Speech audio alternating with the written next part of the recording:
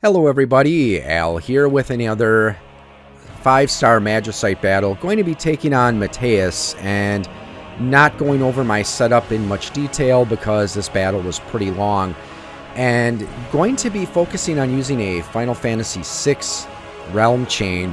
Now, this guy is a jerk because, as you can see, he casts Reflect on the party members, so usually to get through this battle, you want to try to have someone with Regenga, or at the very least who's using a Soul Break with an AoE heal. I actually tried a few different setups. I do have Gilgamesh's Gen 2 Fire Chain.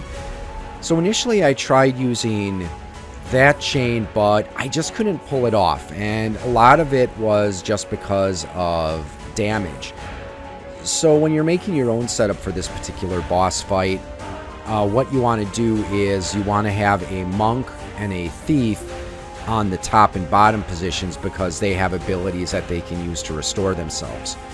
Now, as you can see, I had Elharra use Ruby Light because that gives you a reflection, so that'll help negate some of the damage.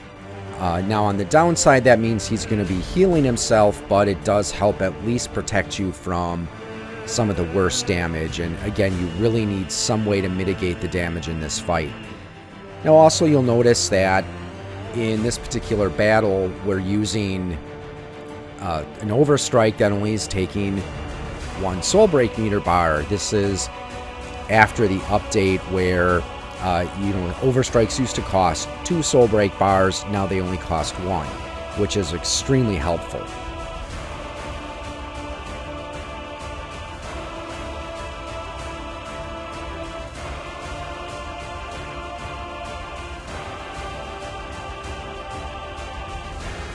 So as you can see, just used Royal Brotherhood there, and we also have Locke's Bravery, which is helpful because that helps lower its fire resistance.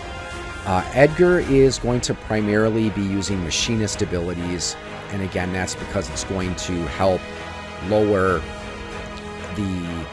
his fire resistance, which is extremely important in this battle. Yeah, and the Royal Brotherhood's helpful because it gives you that chance to lower the enemy's resistance after he raises it like he just did there. Now for the Magicite, I tried using Belias. I did manage to finally beat him, I just haven't posted a video on it yet.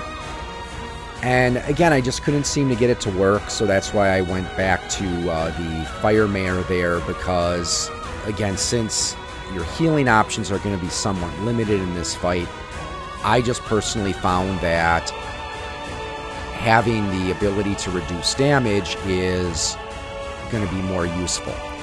Now with Elharra, we're having her use Spellbound Etude because I do have her materia that does give her a chance to recover HP to the party whenever she uses Bard abilities.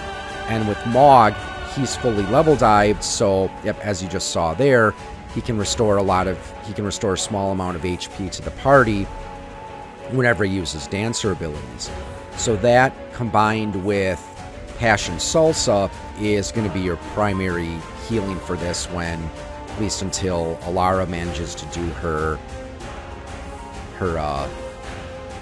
Ultra there that gives the Regenga to the party.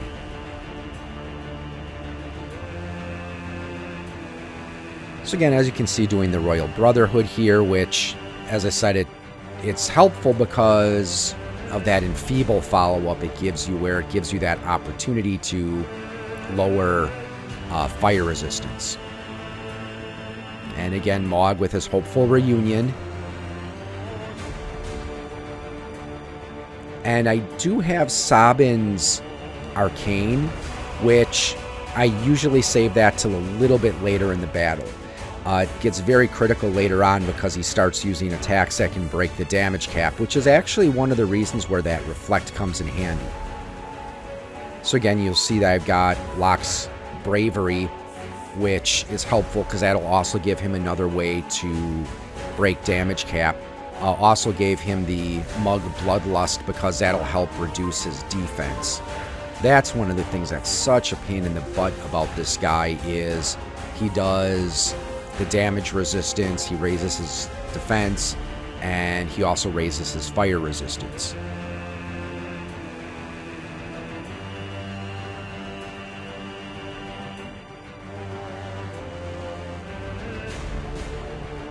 Now, I have gotten this setup to work fairly consistently. The main RNG that I have here is whether Sabin and Edgar's abilities trigger twice, and whether I can get that extra healing off from the use of the Bard abilities and the Dancer abilities.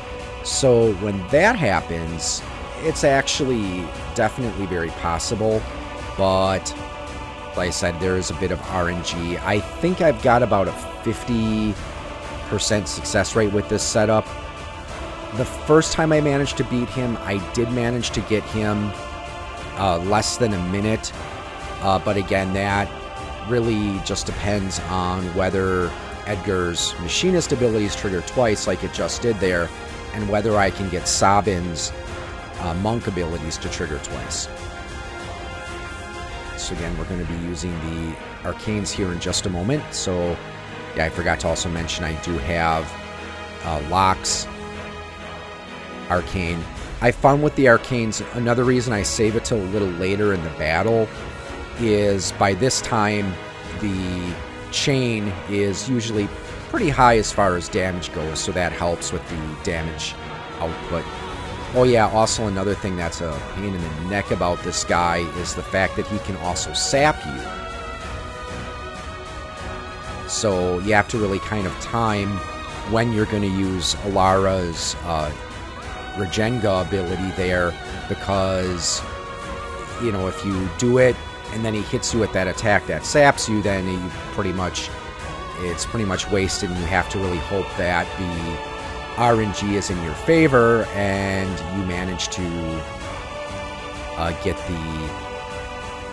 that extra healing from using the Bard abilities or Mog's Dancer abilities. And this is also where, again, you want to have that Thief and that Monk in there using their abilities that help restore HP. Yeah, you'll see there he just did his attack that would have broke the damage cap, which, yeah, it does kind of suck that it had to be reflected back to heal him, but I'd rather have him heal himself than me lose a character. So that's what I meant. You see, I was sapped, but at least now that Regenga's going to kick in, and that's going to help keep everyone healthy.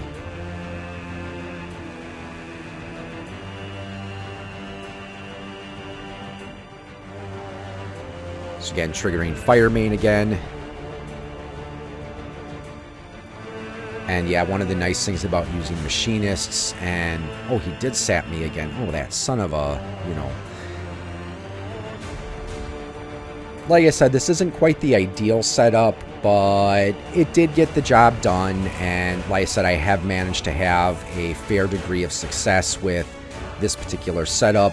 Like I said, it's 50-50, but when you get the timing down, it's not as bad, and it's, like I said, this is just such a tricky fight because of that reflect, because you don't want to, of course, you don't want to reflect onto him and heal him.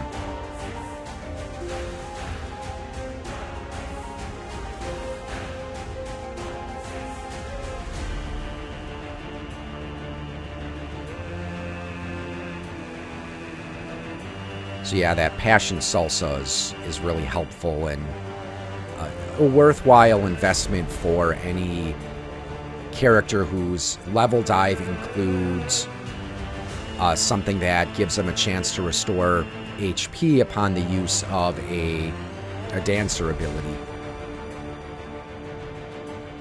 I do have to be a little careful. You'll notice that I did have another ability for Mog in there, another one of his Dancer abilities, the one that reduces magic and attack, I believe. So that one, again, I have to time how I use it, because if the party's if the party's doing pretty good on their hit points, then, you know, I don't want to use Passion Salsa because then it's kind of a waste.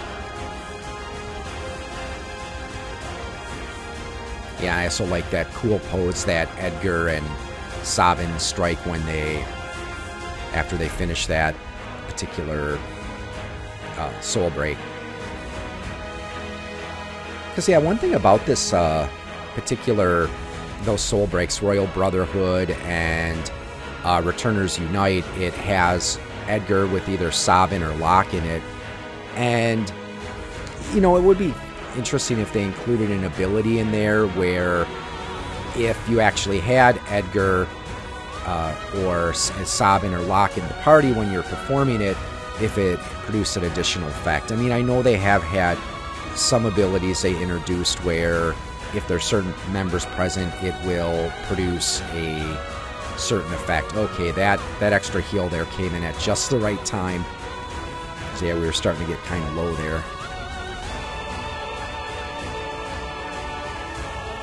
So as you can see in this particular run through, I did not manage to break the 60-second mark, but at least Team Mog here with that Realm Chain does manage to pull through. So he's just about dead here.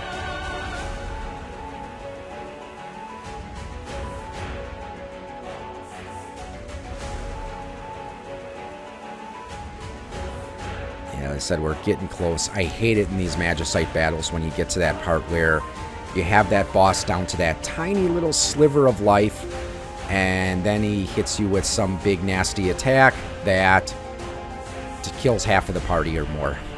But in this case, looks like Locke is going to finally manage to bring this sucker down.